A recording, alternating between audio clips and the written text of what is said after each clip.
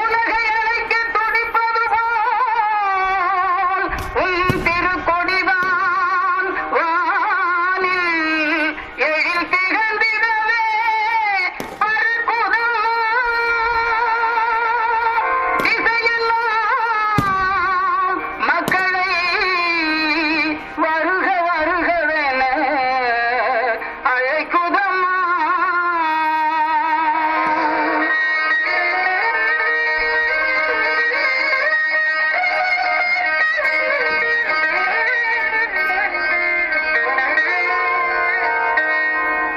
ஞானத்தை படைத்த தேவனின் தாயே உன் திருக்கொடி